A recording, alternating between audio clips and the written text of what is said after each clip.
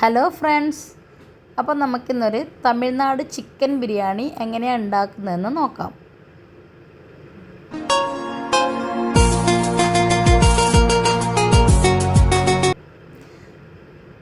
അപ്പോൾ ഞാനിവിടെ ബിരിയാണിക്ക് വേണ്ടിയിട്ട് 2 കിലോ ചിക്കനാണ് എടുത്തിരിക്കുന്നത്. 2 കിലോ ചിക്കൻ നന്നായി കഴുകി വൃത്തിയാക്കിയ ശേഷം അതിലേക്ക് ആവശ്യത്തിന് ഉപ്പ് ചേർത്തു, അതുപോലെ തന്നെ മുളക് പൊടി ചേർത്തു, ഈ അല്പം മഞ്ഞൾപ്പൊടി കൂടി ചേർത്ത ശേഷം നന്നായി കൈകൊണ്ട് തിരുമ്മി എല്ലാവിടെയും ഒരുപോലെ മസാല പിടിപ്പിക്കുക.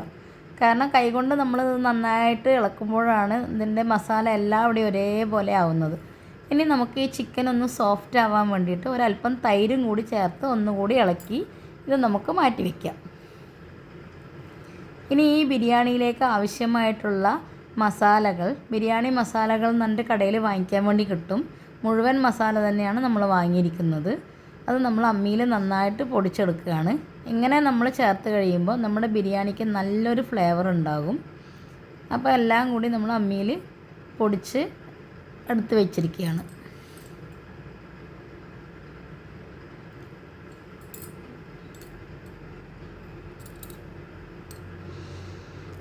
ഇനി നമുക്ക് ഈ ബിരിയാണിയിലേക്ക് 1.5 കിലോ അരിയാണ് എടുക്കുന്നത്.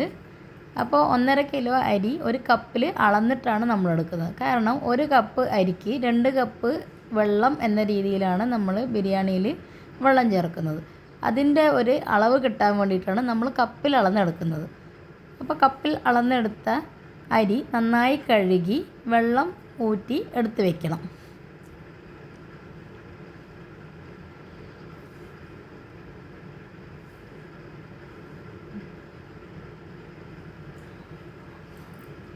പിന്നെ നമ്മൾ ഈ ബിരിയാണിയിലേക്ക് ചേർത്ത് കൊടുക്കുന്ന വെള്ളം കപ്പിൽ അരി അളന്നതിന് ശേഷം അതേ കപ്പിൽ നമ്മൾ ആവശ്യത്തിനുള്ള വെള്ളവും കൂടി അളന്നിട്ട് ആ വെള്ളം ചൂടാക്കി ചൂടുവെള്ളമാണ് നമ്മൾ ബിരിയാണിയിലേക്ക് ചേർത്ത് കൊടുക്കേണ്ടത്. അപ്പം നമുക്ക് ബിരിയാണി ഉണ്ടാക്കാൻ വേണ്ടി തുടങ്ങാം.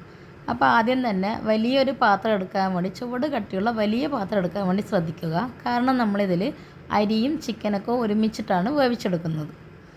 അപ്പോൾ ഞാനിതിലേക്ക് നെയ്യാണ് ചേർത്ത് കൊടുത്തിരിക്കുന്നത്. നിങ്ങൾക്ക് മുഴുവനായിട്ടും നെയ്യുടെ ഫ്ലേവർ ഇഷ്ടമല്ല എന്നുണ്ടെങ്കിൽ ഓയിലും ചേർത്ത് പിന്നെ അതിൻ്റെ ബാക്കി നെയ്യും ചേർത്താൽ മതി. ഞാനിപ്പോൾ നെയ്യ് ഒഴിച്ചു കൊടുത്തു. നെയ്യ് ചൂടാക്കിയ ശേഷം അതിലേക്ക് 3/4 കിലോളം സവാള ചേർത്ത് കൊടുത്തു. സവാള നന്നായി വഴന്നു വരാൻ വേണ്ടി ഒരല്പം ഉപ്പും കൂടി ചേർത്തിട്ട് നന്നായി വഴറ്റുക.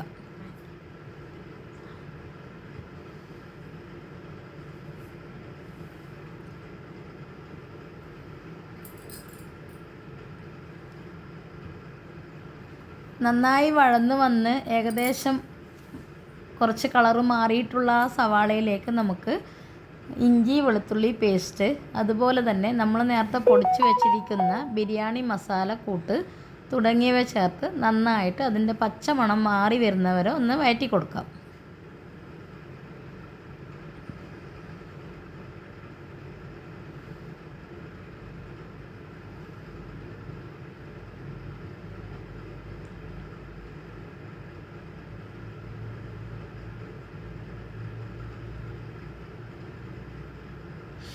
ഇനി ഈ മസാലയിലേക്ക് നമുക്ക് ഒരു 1/2 കിലോളം തക്കാളി കൂടി ചേർത്ത് കൊടുക്കാം.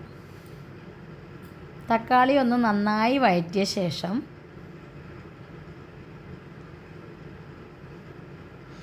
ഇതിലേക്ക് നമ്മൾ ഒരു 6-7 പച്ചമുളക് കൂടി ചേർത്ത് കൊടുക്കാവുന്നതാണ്. ഒരല്പം സ്പൈസി ആയിട്ടുള്ള ബിരിയാണിയാണിത്. ഇനി നിങ്ങൾക്ക് ഇത്രയും എരിവ് ആവശ്യമില്ലെങ്കിൽ നിങ്ങളുടെ ആവശ്യാനുസരണം നിങ്ങൾക്ക് പച്ചമുളക് ചേർക്കാവുന്നതാണ്.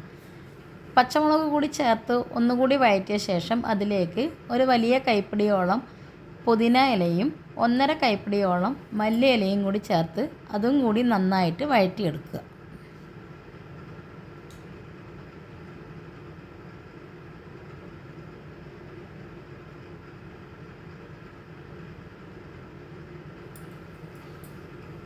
ഇപ്പോൾ ബിരിയാണിയുടെ മസാല ഏതാണ്ട് നന്നായി മല്ലിയുടെയും പുതിനയുടെയും എല്ലാം പച്ചമണമൊക്കെ മാറി വന്ന ശേഷം നമുക്കതിലേക്ക് മസാലയൊക്കെ പുരട്ടി റെഡിയാക്കി വെച്ചിരിക്കുന്ന ചിക്കൻ ചേർത്ത് കൊടുക്കാവുന്നതാണ്. ചിക്കനും ചേർത്ത് നന്നായി ഒന്ന് ഇളക്കിയ ശേഷം നമുക്കിത് അടച്ച് വെച്ച് ഒരു 10 മിനിറ്റോളം വേവിച്ചെടുക്കാം.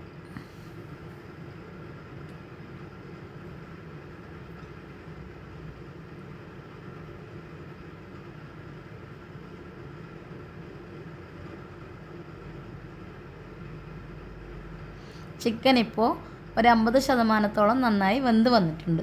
ഇനി നമുക്കിതിലേക്ക് നമ്മൾ കഴുകി റെഡിയാക്കി വെച്ചിരിക്കുന്ന അരി കൂടി ചേർത്ത് കൊടുക്കാവുന്നതാണ്.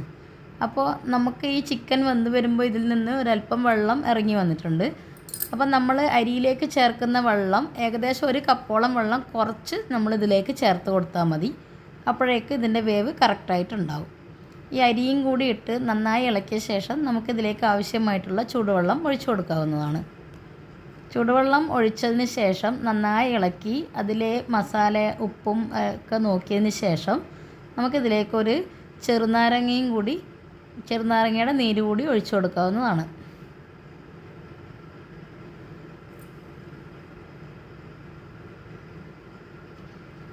അതിനുശേഷം ഇത് നന്നായി ഇളക്കി നമുക്ക് ഇതിന് മൂടി അടച്ച് വെച്ചിട്ട് ഒരു 10 മിനിറ്റ് വേവിച്ചെടുക്കാം. 10 മിനിറ്റിന് ശേഷം തുറന്ന് നോക്കുമ്പോൾ ഇതുപോലെയാണ് ഉള്ളത്. അപ്പം നിങ്ങളൊന്ന് നന്നായി ഇളക്കുന്ന സമയത്ത് ഇതിൻ്റെ അടിയിലുള്ള ചോറൊക്കെ നന്നായി വെന്തിട്ടുണ്ടാകും. മേലെ മാത്രമേ ഇങ്ങനെ വെള്ളം ഉണ്ടാവുള്ളൂ. അപ്പോൾ നന്നായി ഇളക്കിയ ശേഷം നമുക്ക് തീ ചെറിയ ഫ്ലെയിമിൽ വെച്ച ശേഷം 5 മിനിറ്റ് കൂടി അടച്ച് വയ്ക്കാം.